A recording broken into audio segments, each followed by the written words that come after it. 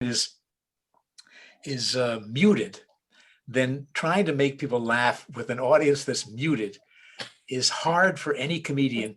For me, there's a certain value because I'm a rabbi too.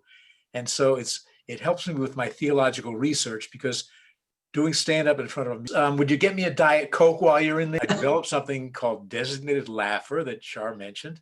And so there are a number of you designated laughers. A number of you are unmuted and you have vowed that you would not yell to get a Diet Coke and that you won't let your phones ring and your dogs won't bark. So you'll hear a few people hopefully laughing, and that'll be great because that gives me the kind of feedback I need. And the rest of you, I hope we'll see you smiling. One time I was doing it for Knesset Israel Synagogue, Philadelphia, and then about a lot of people at 5 screens.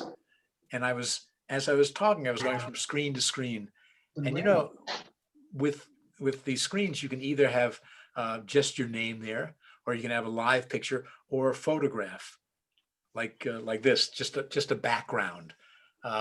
So I was looking from screen to screen, and I was doing a joke, and I was in the 5th screen, and I looked, and nobody smiled. I mean, not laughter, nothing, no smiles.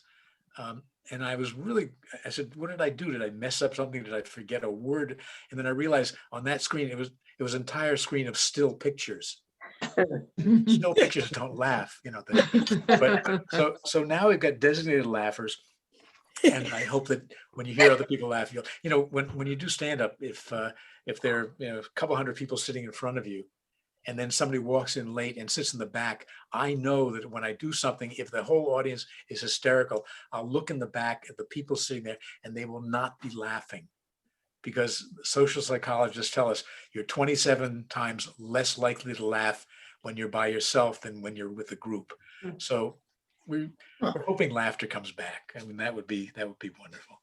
So one other thing, I want to mention a project that I have called Quick Laugh. Quick Laugh. I've been doing this since March, where every day I email to, now it's a few thousand people, a quick laugh. I get things all the time from people where you have to go through 5 minutes of something or other to get the punchline. No, these are quick, and it helps people cope. I want to show you an example of quick laugh. This is one that I sent out recently. I hope I can do. By the way, I'm technologically handicapped because we live in a remote area and we don't have any 9-year-olds in the area. They know everything. So I'm learning with the handicap of not having any 9-year-olds. But I want to show you an example of quick laugh. This is one that was recent.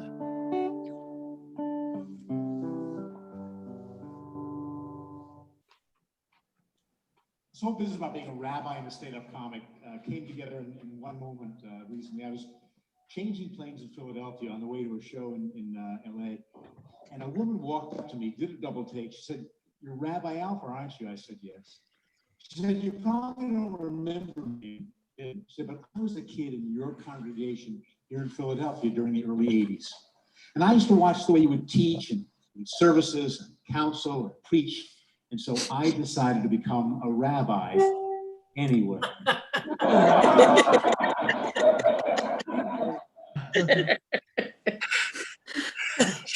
So if you'd like to be included in Quick Laugh, just go to my website, and this is what my website looks like, bobalper.com, or just Google Rabbi Stand-Up Comic, and I hope you'll get me. But go to bobalper.com. This is the page you'll see. And first of all, you can see down here, there's some video of me and my Muslim and my Christian colleagues. I'll talk about that later in the Laugh and Peace Tour. It's a 7-minute demo. Also is a 7-minute solo demo. But up in the upper right, you'll see where it says Quick Laugh. All you do, you put your email address in, you hit subscribe, and tomorrow morning at 10 o'clock, you'll get another one of these videos, and you'll keep getting them, I think, until maybe March. And I'm on the 3rd go around with this, but I'm hoping I could end there. That would be wonderful if that would happen. So let me begin by quoting a story about the Rabbi of Tzanz. He was asked once by a chassid, one of his followers, what does the rabbi do before he prays? And his answer was, I pray that I might be able to pray properly. So, okay, my topic is laughter. So here's my preparation. A Frenchman, a German, and a Jew were trudging through the desert. The Frenchman said, I'm so tired, I'm so thirsty, I must have wine. The German said, I'm so tired, I'm so thirsty, I must have beer. The Jewish guy said, I'm so tired, I'm so thirsty, I must have diabetes. A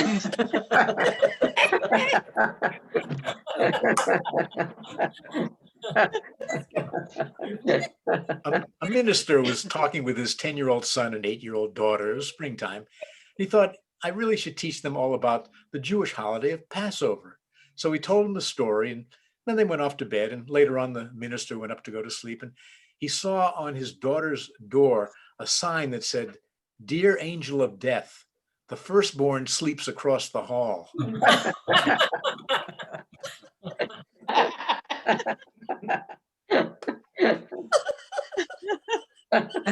So what's going on here? Well, this presentation began about 5-10 minutes ago. And during that time, you've laughed a few times. Why am I making you laugh? Well, it's nothing new. It's ancient. 2 millennia ago in the Talmud, a fellow named Rabbi, it said, used to begin each of his lessons with a joke. With a joke. It says that in the Talmud. He would relax his students. And once they were relaxed, they were able to take in the serious message that he was about to impart during the lesson. And here's another example of that dynamic from the international teacher and lecturer Alan Questel. He says, humor makes learning easier. The more pleasure we experience while learning, the more likely we are to retain things, and maybe even more importantly, to return for another experience of learning. Humor makes us smile and laugh, and through it, we feel more connected to others and to ourselves. Humor is a gift that makes us feel young and hopeful. So years ago, I had a startling revelation. There are different ways to serve as a rabbi: congregational life, organizational life, academic life, chaplaincy. My rabbinate is creating laughter. It's creating laughter. That's what I do as a rabbi. And here's why. There's an intensely spiritual aspect to laughter. Humor, it turns out, is much more than pleasant diversion. It's much more than entertainment. Laughter is life-giving, it's life-affirming, and increasing its incorporation into our lives is a splendid way to enhance both our spiritual and our physical life. Especially now, especially during these really difficult days. My colleague, who's a Philadelphian now, lives in Virginia, Tommy Moore, he explains, he says, let me tell you why many funny people are funny. It's because they see the pain and suffering of the world more vividly than some, and they fight against it more aggressively. Their weapon is humor. If they can put others and maybe themselves in a good humor, they can stop the pain for an hour, for a day, for a while. And that's what I hope will happen during our time together this afternoon. Most people generally understand the value of humor in a simplified form, but many don't appreciate the larger role that humor can play in our lives. And some don't get it at all. I had a show in Swampscott, Massachusetts years ago, and I arrived there in the afternoon. I was talking with the chairman of the event. He said, how are things going? Ticket sales. He said, great, we're doing really well, except there's one elderly woman. I made it my mission to sell her a ticket, and I failed. He said, I finally asked her, why don't you want to come? She said, I'll never forget, she said, laughter and frivolity are not my idea of fun. Well, I mean, you can't argue with that. And in truth, having a well-developed sense of humor, the experts tell us, can be a tremendous asset in meeting day-to-day adversities or even major life's challenges. By developing a relationship which tempers stress with joy, you're free to be proactive rather than simply reactive when things don't go just the way you're hoping. And in confronting stress with humor, that's a very good example. For example, here's an issue which I'd venture many of us are struggling with: the issue of aging and forgetting. A friend of mine told me he was afraid he was beginning to lose his memory I said to him, forget about it.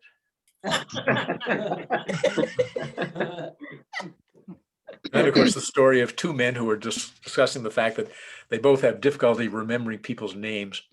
One man said, well, I have a technique that seems to be quite helpful. What I do is when I can't remember a name is I envision an object. And from the object, I'm able to find the name that I'm looking for. For example, right now, for the life of me, I cannot think of our doctor's name, the name of our doctor. But I see in my mind's eye a stem. It's a green stem. It has thorns on it. It's got a flower at the top. It's red. It's a rose. That's it. It's a rose. Rose, what's our doctor's name? And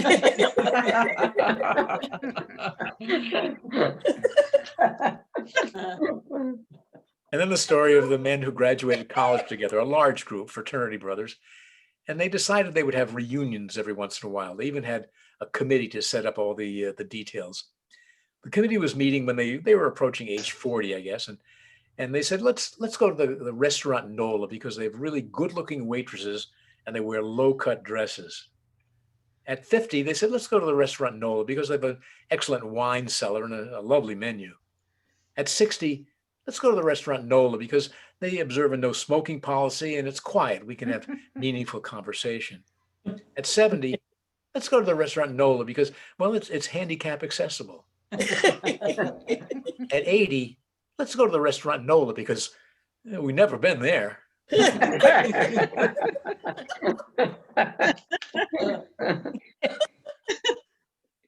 Here's some scientific information about laughter. All the great apes laugh. Humans, chimps, bonobos, gorillas, orangutans. We all share that same magic tickle spot under our arms. And when I read this, I wondered who was the anthropologist that tickled gorillas under their arms. And of course, it reminded me of another anthropologist, a woman named Brenda, who went off to Africa to study. She emailed her parents that while she was there, she had gotten married and her husband would be accompanying her home. Well, the parents were there at the exit to the customs at the airport, and her daughter walked through customs, and she was followed by a man wearing a grass skirt with a bone in his nose and a chicken feather wand flicking in the air. And before she fainted, her mother said, Brenda, Brenda, I told you to marry a rich doctor.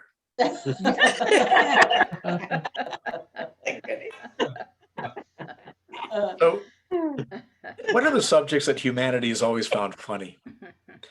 Well, histories from many countries and cultures, as far back as the earliest recorded time, find that two great constants keep emerging. The first, you can probably guess, is sex, and the second is flatulence. They're found as far back as ancient Greek playwrights, 12th century Japanese Buddhist monks, and Benjamin Franklin wrote a book still in print called Fart Proudly. Fart Proudly. You think I'm joking? No. Fart Proudly. Really? Oh, gosh. It doesn't, it's available from Amazon. It's not a great book, but if you can look at it, you can Fart Proudly from Amazon now in paperback. And it's 150 print. That's great. So, look, a somewhat academic lecture like this requires a learned illustration of the use of flatulence in humor. A young man named Kleinberg won a very prestigious award, so much so that the entire community gave a huge banquet in his honor. There was a lot of schmoozing and drinking and eating and toasting. And at the end, it was his time to acknowledge. So he got behind the lectern, and as he was speaking, unfortunately, one of the pages from his speech fluttered towards the floor. Well, he bent over to pick it up, and unfortunately, he broke wind. And the microphone was in such a position that it caught the noise and broadcast it throughout the entire hall. Well, he was so mortified that the first chance he got, he moved out of that city, and he never came back. Wow. When he was older, much older, he decided his days were numbered. He wanted to go back to the town from which he grew up. So he went back, and he still, he figured people have forgotten his humiliation, but he wanted to see the town. So He registered in a hotel, but under an assumed name. And the desk clerk was lovely. He said, "Is this the first time in your city?" He said, "No, actually, I was born and raised here." He said, "Oh, then I guess every time you've returned, you've noticed all the improvements, the riverfront project and the arts district and all the restaurants." He said, "No, actually, I haven't been here in a long time." The clerk said, "Well, how long has it been?" He said, It's been a very, very long time." The clerk said, "Well, let me ask you, for example, was it before or after the great Kleinberg fart?"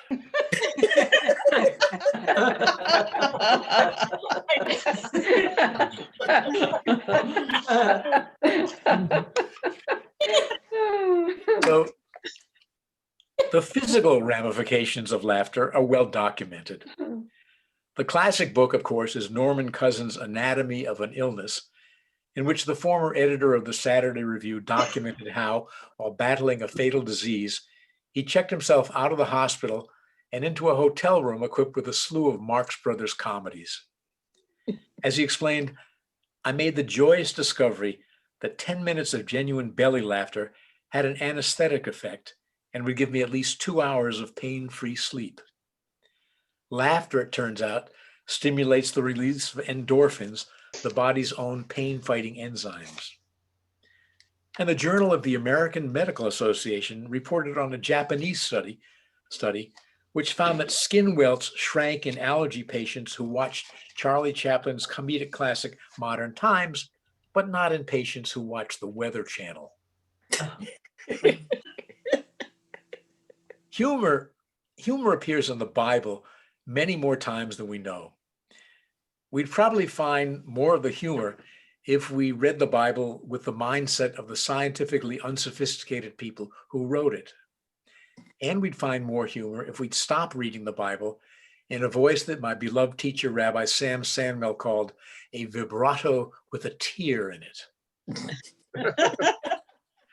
Imagine, for example, a TV sitcom in which a CEO has hatched a nasty plot against the family of the wife of his boss.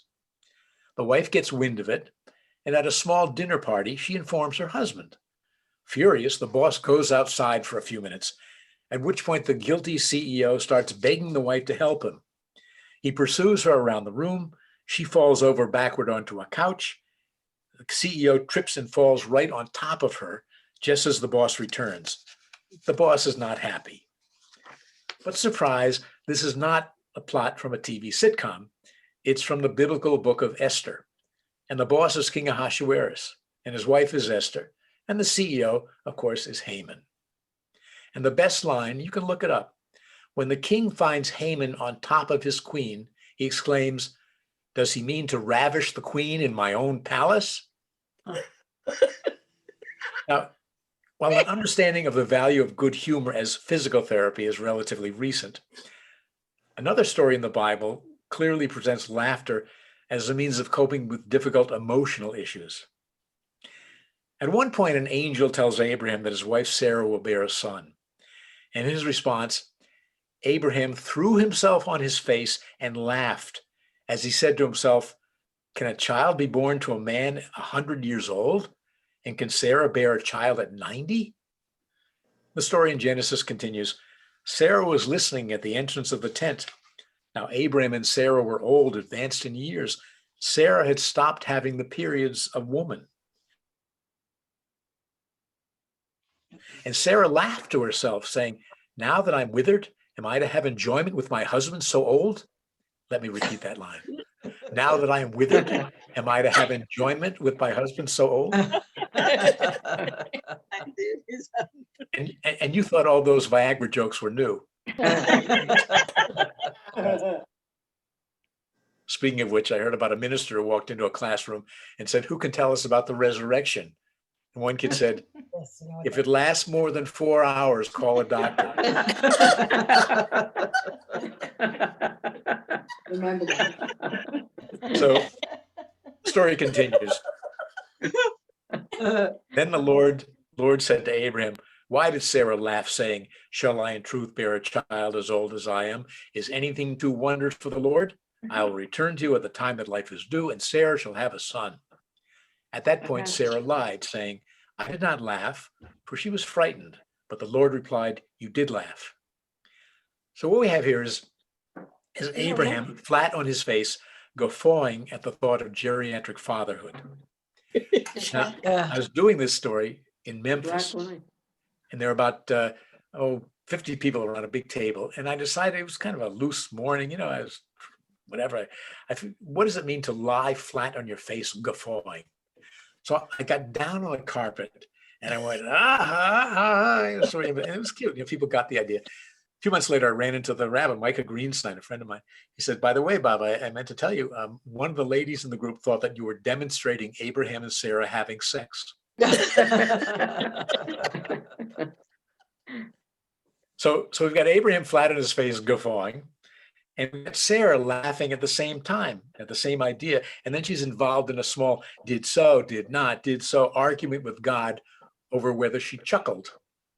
And I think at the end, the biblical authors had God chastising Sarah for what he thought was her mocking him, but eased up when he realized that Sarah's laughter was an appropriate response to surprise and stress. And ultimately, God commanded Abraham to name his offspring Yitzchak, which basically means laughy.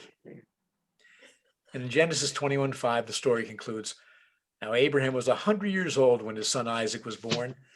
Sarah said, God has brought me laughter. Everyone who hears will laugh with me. And she added, who would have said to Abraham that Sarah would suckle children? Yet I have borne a son in his old age. Well, the question often arises, are religious people funny? Well, Protestants are not. So, and why do I say that? Well, when I was in Philadelphia at Beth Or, starting around 1980, I enrolled in a Doctor of Ministry program at the Princeton Theological Seminary. It's only an hour away. I drive there every Tuesday. And for 2 years, we would spend all day Tuesday in my class of 8 ministers, 2 priests, and myself. And then later on, we did private study and research, whatever, to finish the degree. But my very first day there was kind of intimidating. And the director of the program was a fellow named the Reverend Dr. J. Randall Nichols, a tall man with a deep voice. And the first thing he said, I'll never forget, he said, Presbyterians are not funny. Okay. 20 minutes into the class, one of the ministers presented a case study of a woman in his congregation who was making his life absolutely miserable. At which point the Reverend Dr. J. Randall Nichols looked down at him and said, yes, she's the kind of person that you want to kill her and then tell God she died. So I had to consider that an invitation. So I told the story of a member of my congregation whom I called him behind his back, the king of constructive criticism. He never missed an opportunity to tell me how I could be a better rabbi, how I could better serve the congregation, how I could preach better, whatever. One time he gave me his latest series of pieces of advice, at which point I said to him, Phil, I wish I had 10 congregants just like you. He said, really? Why do you say that? I said, because I have 20 congregants just like you.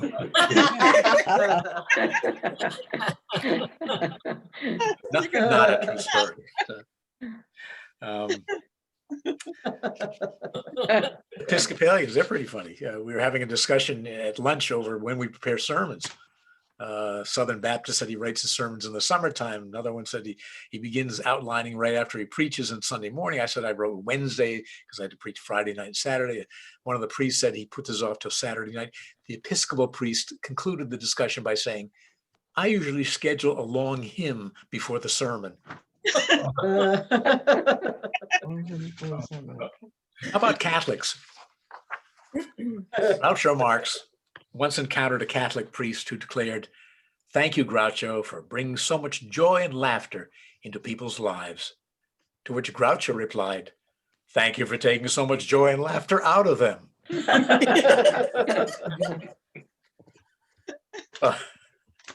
That's really not fair. Catholics can be funny. When the Pope came to America in 2015, a large organization called the Pontifical Mission Society decided that the Pope has a great sense of humor. Why not have a Joke with the Pope contest. So they did. It was announced by Jimmy Fallon on The Tonight Show, told his joke, and he asked for people to send in a video of them telling their joke for the Pope to a website. And they put these jokes with the Pope, some of them, on the website. They got entries from Al Roker, Brooke Shields, Bill Murray, Cardinal Dolan, and 4,000 entries from 47 countries. And here's what the Pope wrote to the winner, and I think it reflects a Catholic view of humor. He wrote, "In recognition of your calling as an honorary comedic advisor to the Pope, God bless you." And he continued, "For your generous and hilarious contribution to the campaign, Joke with the Pope, September 2015, I invite you to share your happiness, your joy, and your laughter with the whole world. God longs for you to be happy. Share your jokes, your funny stories.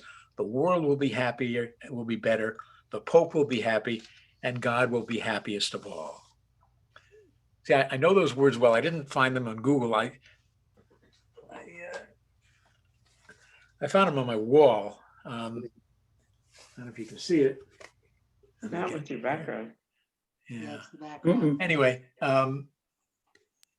it doesn't work with the background. Anyway, the certificate hangs on my wall because I won. I'm the honorary comedic advisor to the Pope. I won the contest. 4,000 entries, 47 countries. I won. And here's the joke that won. I said, my wife and I have been married for 51 years, and our lives are totally in sync. For example, at the same time I got hearing aids, she stopped mumbling. So this thing had legs. I mean, it went all over the world. There was so much of it in newspapers and TV and NPR and all. I want to share with you probably the best reaction of all. This came from South Africa. It was a puppet show, and this is what it goes like. So, a rabbi walks into the Vatican. We don't have time for jokes now, Justice. This is the news part, the part with actual news. This is actual news. A rabbi has won a contest to be the Pope's official joke advisor. You're kidding me. It's true, but I will be kidding you soon if my advisor works well. So, what exactly does the job entail? Well, just suggesting jokes for my speeches. As you know, I talk a lot, and it's really boring sometimes. Sometimes. Yes, so I add jokes. Sounds like an awesome job. Don't you think that maybe you should have a backup joke guy, in case anything happens to your rabbi?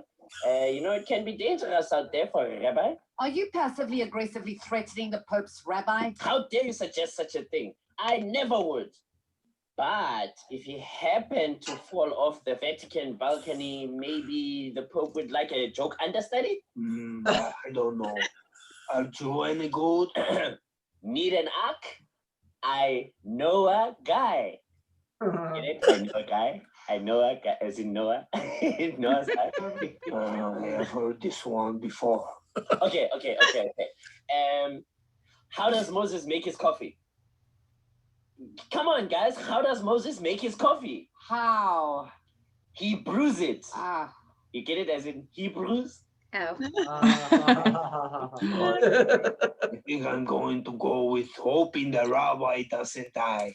Although that other guy from your country is quite funny. That what's his name? Trevor. Do you know him? Noah? Get it? I'm so funny. I should check the rabbi. Screw him. I can't do this alone.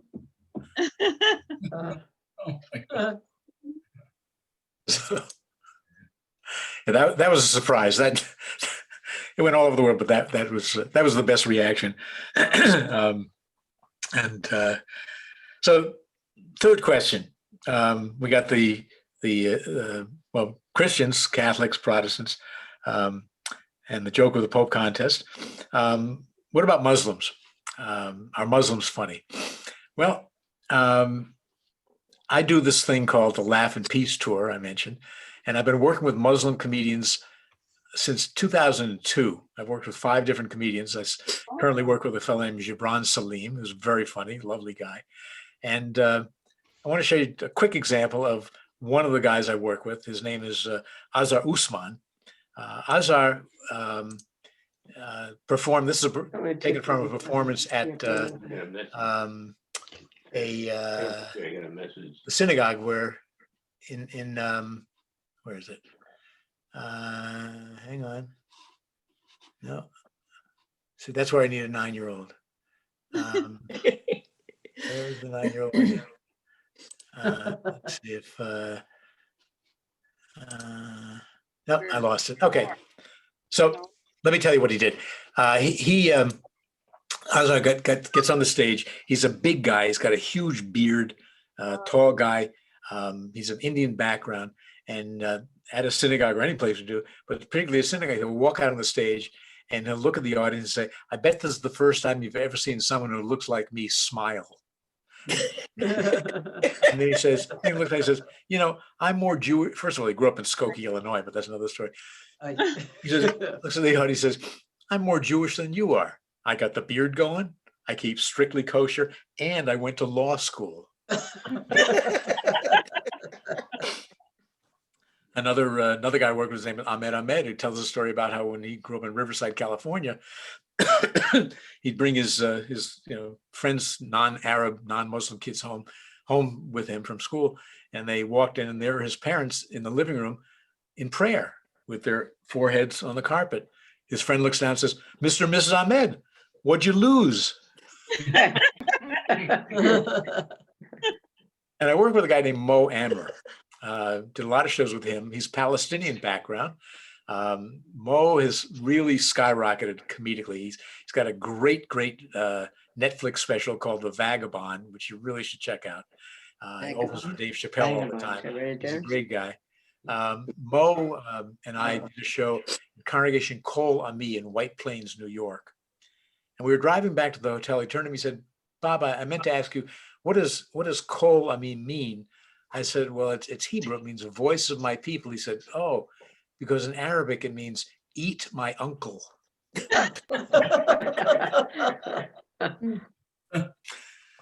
So Christians, Muslims, Jews, I would modestly suggest we're the funniest group. And here's some information that will not surprise you.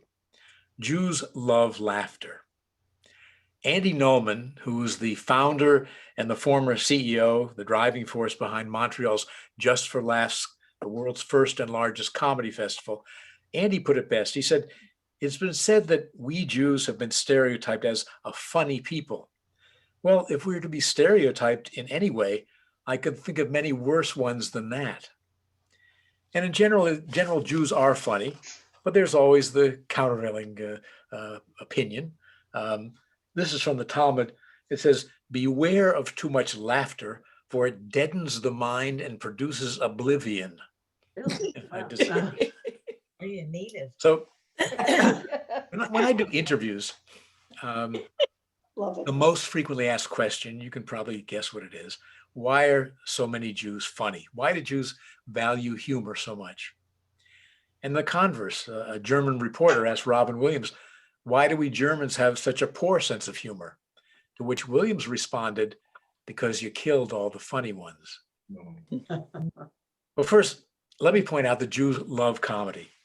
In fact, it's estimated that at one point, 80% of the nation's comedians were Jewish. And while we're boasting, a quarter of the Nobel Prize winners were Jewish too. Here's another boast. The winner of Nazi Germany's Most Beautiful Aryan Baby contest in 1935 was actually a 6-month-old Jewish toddler. Wow. His name was Hesse Levinsons. And the photographer who submitted the baby's photo to a Nazi magazine explained, "I wanted to make the Nazis look ridiculous." So why are Jews so funny? Well, the most common answer you've heard of countless times, it's a response to danger. humor is a response to oppression. Mel Brooks put it succinctly. He said, if your enemy is laughing, how can he bludgeon you to death? And then people will say, even the Holocaust? Well, I was not truly aware and couldn't even have imagined until I read a recent book whose title says it all. It's called It Kept Us Alive, Humor in the Holocaust. It turns out there were cabarets in the ghettos in the midst of the deportations. The Germans ordered the Jews to do a lighthearted review, and the Jews knew their fate, that they were condemned to death. Yet a survivor wrote, during the rehearsal, our moods changed. If we're forced to laugh before death, let it be a real laughter, like laughter before the occupation. And they sang and they danced, and they also laughed. Even in the concentration camps. In some barracks, it was reported, prisoners used to get together secretly and watch a show of serious and humorous songs and recitals by actors, writers, poets, and comedians. Following one such performance in a physician's barracks, one of the doctors told a performer, "We doctors have no means with which to assist the patients. Let the Jewish songs be their medicine." And one of my most important teacher in life is a woman named Gerda Klein. Many of you know who she is, a Holocaust survivor. She's 96, lives in Arizona now. She was a member of my congregation in Buffalo, and that's how I first met her years and years and years ago.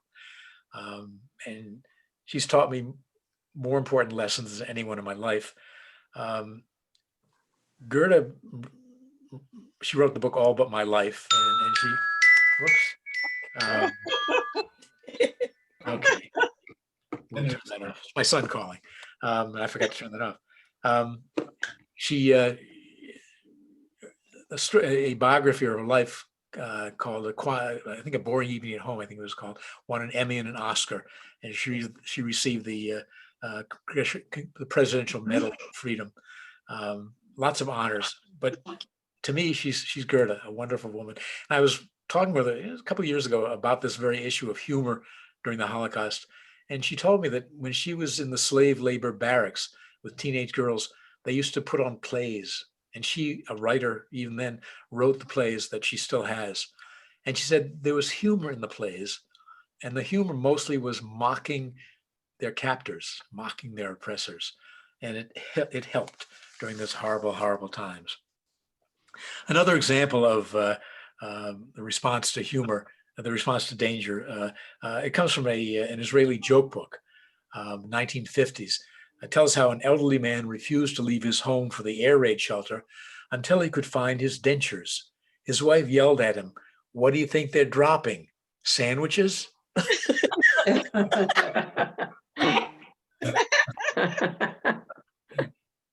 Another reason that Jews are funny is we prize clever and succinct language. Here's an example. In the tradition of the legal arguments of the Talmud, a prominent type of Jewish humor involves witty solutions to problems, such as this one. Is one permitted to fly in an airplane on Shabbat? And the answer is yes. Yes, you are, as long as your seatbelt remains fastened.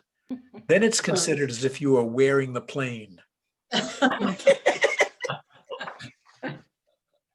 Another reason we like humor is Jews love everything intellectual, and it's making a virtue out of necessity.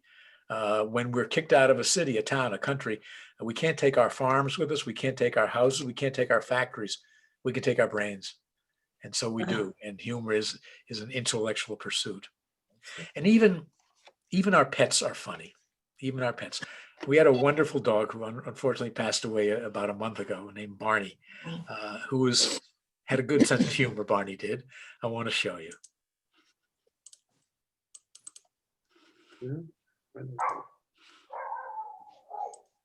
This is our dog Barney. He's a pure Mongrelian. He's registered with the American Mongrel Association. He comes from Puerto Rico, and we found out soon after we received him that apparently he's Jewish, because he observes Jewish dietary rules. For example, the opposite of kosher is trait, something that's not able to eat. So I'm going to offer him a treat. That's great. Good boy. But let me look more carefully. Oh, it's kosher. Good boy. He's also especially with religions. For example, Islam. The word haram means something that's forbidden. So now that's haram. Yeah, we wouldn't eat that. It's halal. And even Christianity. Here's a treat. And Barney, this is tasty. Yeah, we wouldn't eat that. But no, I'm sorry. It's bland.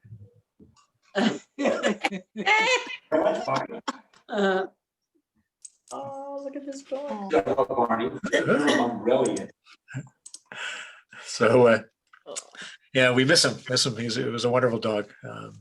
We just got a second cat. We've always had cats. Our old cat, his name was Al. Full name was Alper. Our current cat is named Bob Jr.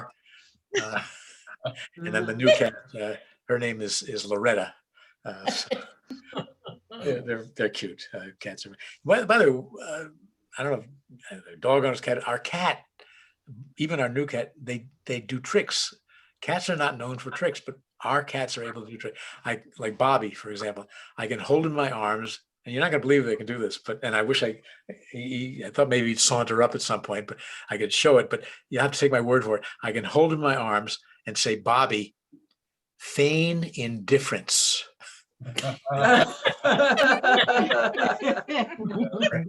Fabulous. So even in our own lives, laughter can be a powerful spiritual support.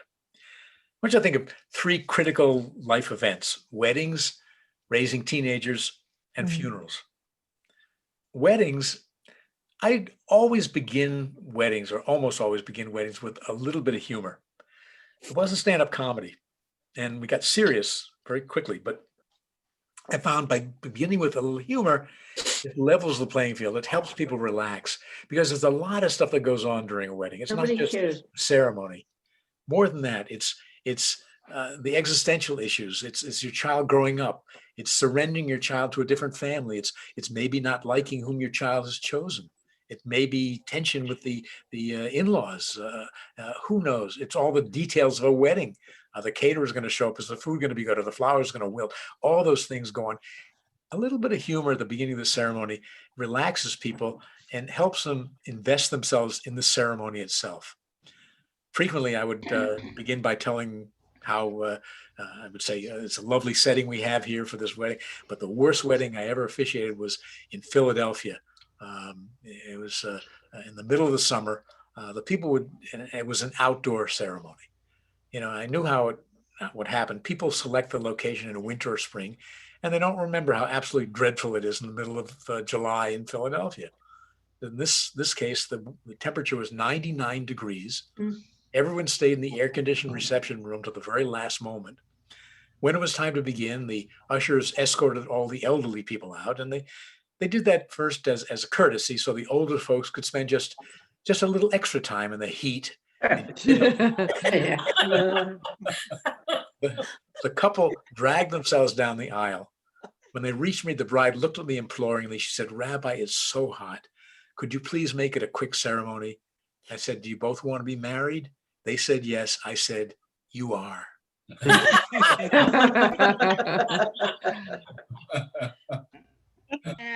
So the raising teenagers, that's not an easy task. When I do my stand-up, I tell a lot of stories about kids and teenagers. And when I get to the part about the teenagers, I notice there's little pockets of more intense laughter. And I know that when these folks go home, they've got 14 and 15-year-olds waiting for them. And it's so cathartic. It forms a community of people who are sharing the same challenges. One of the jokes I use, I say, we found out when our kids were teenagers, we were able to get a student loan for our son. We loaned him to a family in Iowa. Or I say, the Torah actually talks about kids that age. According to one of the commentaries, the reason Abraham was about to sacrifice Isaac at the age of 12 and not 13 is because at 13, it wouldn't have been a sacrifice. And I explained that one of the things that helped us when our kids were teenagers, more than anything, was not an educator, not the advice of a psychologist, but a comedian, a woman named Margaret Smith, whom I doubt any of you have heard of. She's kind of a B-level comedian, didn't make it to the big leagues, but she had some TV appearances. A lovely woman. I met her personally. And Margaret has a persona as a comedian, being nasal, dour, kind of Roseanne Barr, whiny. And one of her bits, she says, when I was 15, I wrote a poem. I am the ocean, you are the sea. You come to me, I take you in. I hate my parents. And then there's death. An appropriate and judicious use of humor can be very important in a eulogy. And the reason is it helps people remember the person in their vitality, but it has to be carefully chosen. A woman in Philadelphia, I don't mind using it, Gwen Olitsky. Some of you might have known her. She's a wonderful woman, a bright woman, a funny woman. Gwen and I knew each other since my days at Beth Or, and for 34 years, I conducted high holiday services in Glenside every year, and she was always part of that community too. We had about 400 people that would come to me every year. And the last few years, she was ill, and for 2 years after we finished the long day of Yom Kippur and had a 6-hour drive home, Sherry and I would stop at their house in North Wales to see her. That's because we loved her. So at her funeral, I was honored to be able to officiate her funeral. And I told about how during the course of, especially her illness, we would email every once in a while, and Gwen would send me funny stuff. One of which was, she sent me a list of curses for Republican Jews. One of which was, may you make millions and millions of dollars and lose it all at one of Sheldon Adelson's casinos.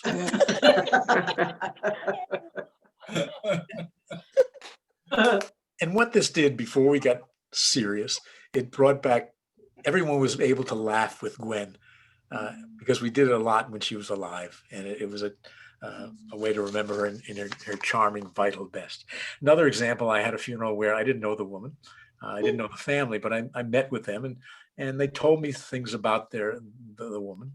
And I simply quoted them at the funeral. I said, Shirley was an adoring wife, a wonderful mother, a loving grandmother. She was not a good cook. And everyone laughed because they remembered her as always bragging about what a lousy cook she was. She loved doing that. She was charming. She was funny. She was self-deprecating. And that's how they were helped to remember her in that moment of she was not a good cook.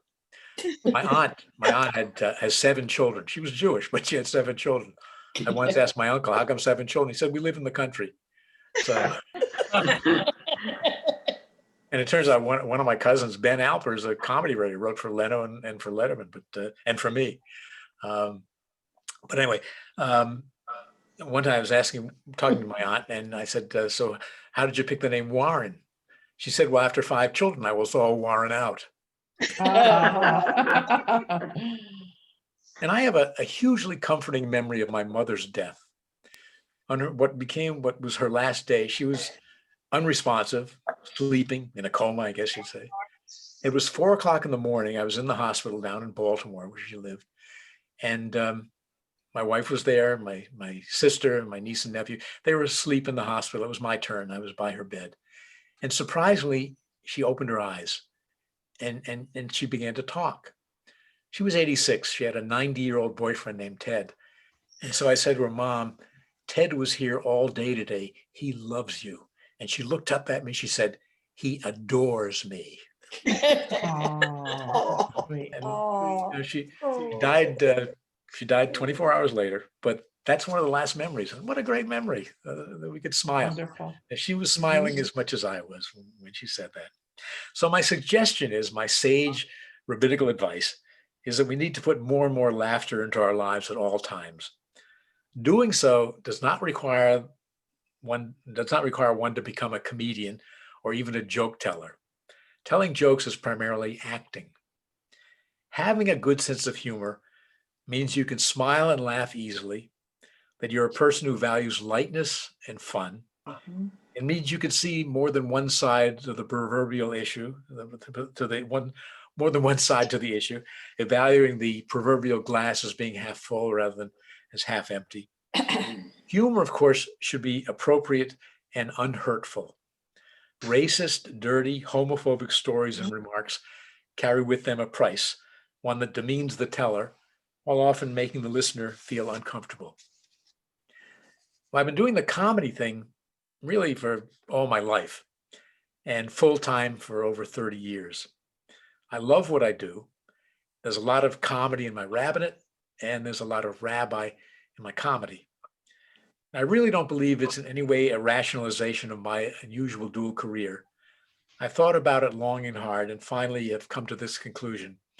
When I give a sermon, I hope I move people spiritually. But when I make them laugh, I know that I move them spiritually. And for me, that feels wonderful. Making people laugh as a profession and as a passion garners a host of rewards and dividends. But none was more fascinating than an email I received in April, early in this pandemic. I had been sending out my quick laughs and received this from a rabbi in Long Island. He said, with 5 funerals this week, 4 due to COVID-19, I look forward to your quick laughs, which help keep me upbeat all day. So I want to end as I began with a story from the Talmud. Elijah went into the marketplace with a friend of his and pointed out to 2 men on the other side of the market. He said, you see those 2 over there? Friend said, yes. He said, they have a share in the world to come. I said, why is that? He says, it's because they're comedians. When people are sad, they make them happy. When they're angry with each other, they make peace between them. Well, so let me end also as I began with a couple more jokes. Hopefully you'll get a hearty laugh, and that's important. A couple was celebrating their 65th birthday together. They were born around the same time, and a genie appeared. The genie said, you've been lovely people. I'm going to grant each of you one wish. The wife said, I've always dreamed of taking an around-the-world cruise, and poof, she had 2 tickets in her hand. And the husband said, as for me, I've always wanted to have a wife who's 30 years younger than I am. And poof, he was 95. Remember that.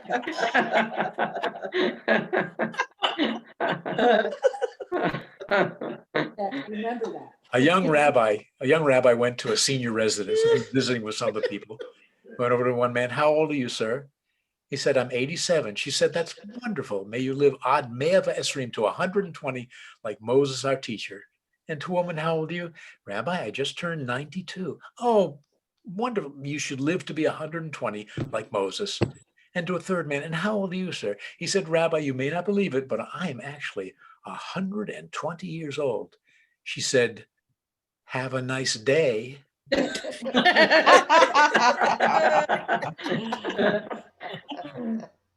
Well, I love making people laugh. It's a holy calling. The pinnacle of my comedy career took place after a show when a woman who was dying of cancer confided to me, she said, for an hour and a half, I forgot I was sick. And that's what laughter is all about. As Maya Angelou observed, I've learned that people will forget what you said, people will forget what you did, but people will never forget how you made them feel. So yes, Jews by and large are a pretty funny people, and it's a stereotype that we carry proudly. We carry it with smiles. Creating laughter is one of the most effective devices for enabling us to cope in our personal lives. It's a very powerful technique for pursuing the loftiest goal of the Jewish people, tikkun olam, repair of the world. I firmly believe that laughter is holy. I believe laughter can change individual lives, and I absolutely believe that laughter can change the world. Thank you very much. Thank you. Thank you so much, Rabbi Alper. Do we want to open this up for questions? Are there any questions that He was great. I just want to know if that fart thing is an audiobook. If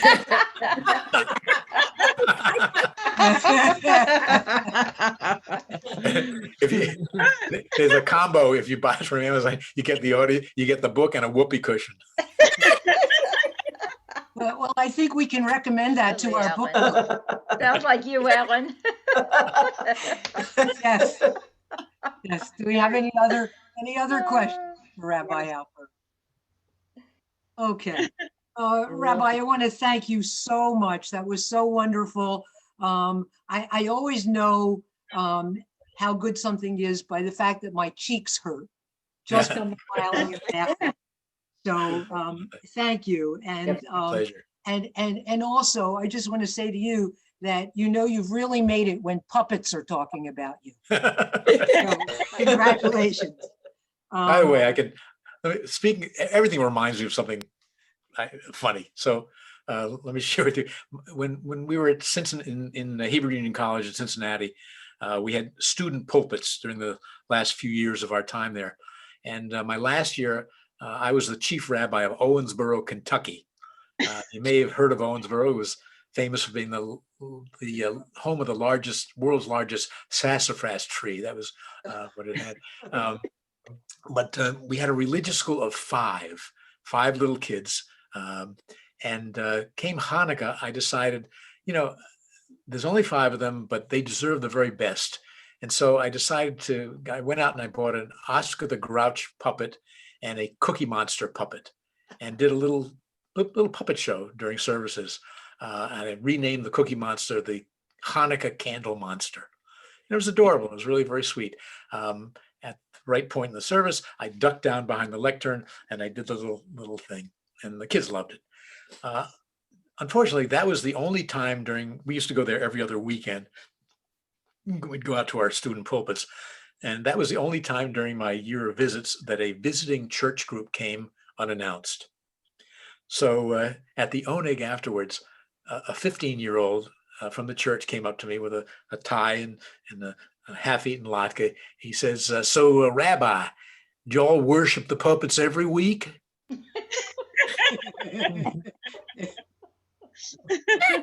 So we don't worship the puppets. Well, I'd like to ask everyone to unmute yourselves and please give a really warm round of applause for Rabbi Bob. Thank you very much. Great show. Thank you. Thank you. Thank you. Thank you so much, Rabbi Alper. That was wonderful. Thank you. This is a time when we all needed some laughter, and we thank you for allowing us to enjoy that today. Thank you. I have just a couple of announcements. A reminder, I hope you will all, if you have not signed up yet, you will sign up for our next program, which is January 19th, a discussion with Ruth Cap Hartz, who is sharing information from her book, Your Name is Renee, The Story of a Hidden Childhood in Nazi-Occupied France. We want to thank ahead of time Celia Rothkopf for sponsoring that program. And remember, if you are interested in sponsoring a program, please contact Ann Pollock. Please be sure to visit our website to sign up for programs or go to your flyer in the bulletin. Everyone, Happy New Year, Healthy New Year, wear your mask and stay safe. Thank you again, everyone. Thank you. Thanks, Shar. My pleasure. Good to see everyone. As Yes, close indeed. as Good to possible. see Happy everybody. Thank you, Hanukkah. everybody. Happy Hanukkah. Happy Hanukkah. Happy Happy Hanukkah. New Year. Thanks, Happy New Year. Shar. Great job. Okay. Great Wonderful job. That was program. terrific. Yeah, very enjoyable. Thanks, Shar. Thank you. See you all next year. Yeah. Don't overeat on the latkes. Stay well. Stay well, stay safe. Happy anniversary. Oh, thank you. Thank you. Happy anniversary too. Happy anniversary. Happy Uh-huh. anniversary to everyone. Happy, Yeah. New Year. Healthy one. Happy New Year. A Happy New Year. And a Happy New Year to everybody. All Happy right. and healthy New Year. Bye. And may it be a better year. May it be better. Baruch Hashem. Carolyn, you're- Bye, everybody. Bye. Bye. Thanks, Char. My pleasure. I hope everyone enjoyed it. It was fun.